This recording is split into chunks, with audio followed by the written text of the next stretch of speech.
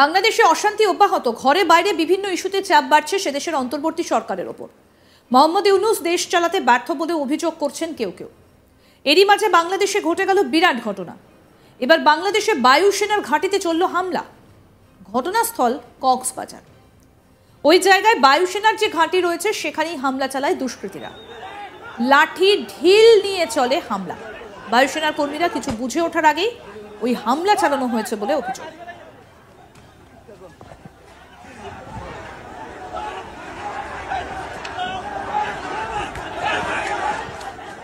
যদিও কে বা কারা কেন এই হামলা চালিয়েছে সেই বিষয়ে এখনো সুনির্দিষ্ট করে কিছু জানা যায়নি।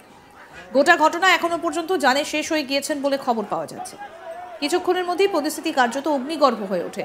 প্রকাশ্যে ধাক্কাধাক্কি, ধস্তাধস্তির ছবি দেখা যায়, শোনা যায় ফায়ারিং এর শব্দ। পরিস্থিতি নিয়ন্ত্রণ করতে রাস্তায় নামতে দেখা যায় ট্যাঙ্ক। উল্লেখ্য, এই কক্সবাজারের কাছাকাছি অবস্থিত বাংলাদেশের বিশেষ চর্চিত দ্বীপ সেন্ট মার্টিন।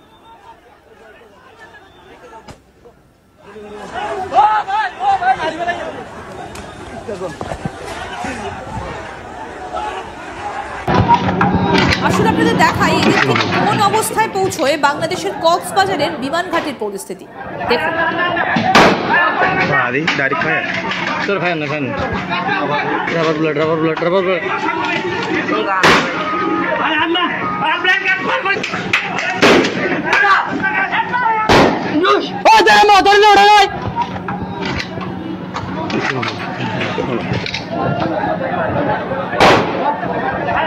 এই বিষয়ে কি বলছেন কক্সবাজারের স্থানীয় বাসিন্দারা, শোনাবো সেটা। ওনাদের গাড়িতে তুলে ওনাদের অফিসে এখানে নিয়ে যাচ্ছিল, তখন আমাদের এলাকার যে ছেলেগুলো ছিল তারা বাধা দিয়েছে, তাদেরকে মারছে, তারাও মারছে। তো তারপরে জাহাজ ভাইকে যখন নিয়ে যাচ্ছিল তারা, তখন আমাদের এলাকার মানুষ যেগুলো আছে, আমাদের হোয়াটসঅ্যাপ একটা গ্রুপ আছে, এখানে বলছে, তারপর আমাদের এলাকার মানুষ আসছে। তখন এলাকার মানুষ যখন ওদের সাথে কথা বলছে, তখন ওনারা চালাচ্ছে ওনাদেরকে, আমাদের এলাকার মানুষদের মারতেছে লাঠি চোটা নিয়ে।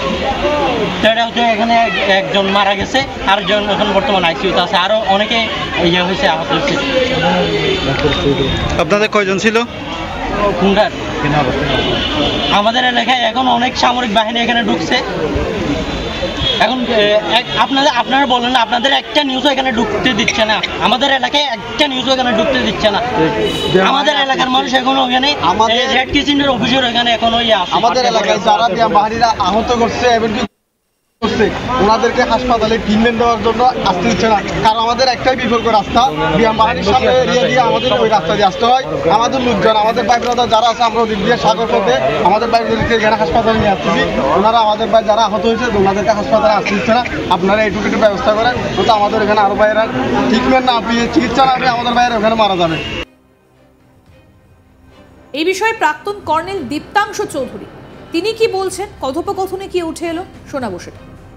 বায়ুসেনার ঘাঁটি সেখানে কিভাবে ঢুকে গেল, তাহলে ওই এলাকার নিরাপত্তা কোথায়? সেখানে হিমশিম খেতে হচ্ছে জওয়ানদের। দেখতে পাচ্ছেন সেই ছবি, সোলজার যারা রয়েছে তারা কার্যত হিমশিম খাচ্ছে। এই রকম পরিস্থিতি কিভাবে তৈরি হলো? একজনের মৃত্যুর খবরও পাওয়া যাচ্ছে। সেনা কার্যত অসহায় অবস্থায় দাঁড়িয়ে রয়েছে সামনে, কিন্তু বায়ুসেনা ঘাঁটিতে কিভাবে প্রবেশ করলো সাধারণ মানুষ? এবং এই যে ভেতরে ঢুকে যাওয়া হঠাৎ করে, এটা কি হঠাৎ করে ঢুকে যাওয়া কোনো একটা অভ্যুত্থান, নাকি বেশ কয়েকদিন ধরে এটা প্ল্যান করা হয়েছিল, ষড়যন্ত্র করা হয়েছিল, তারপর সেই ষড়যন্ত্র মাফিক সেটাকে এক্সিকিউট করা হলো? স্বাভাবিকভাবে এই প্রশ্নগুলো কিন্তু উঠছেই। আমার সঙ্গে কর্নেল দীপ্তাংশু চৌধুরী রয়েছেন এবং তিনিও খুব ভালো করে ক্লোজলি মনিটর করছেন এই বিষয়টি। তার কাছেও বেশ কিছু ইনপুটস এসেছে। দীপ্তাংশুদা, কি বলবেন? একটা বায়ুসেনা ঘাঁটির নিরাপত্তাটা কোথায়? এরকম ভাবে যে কেউ ঢুকে যাচ্ছে।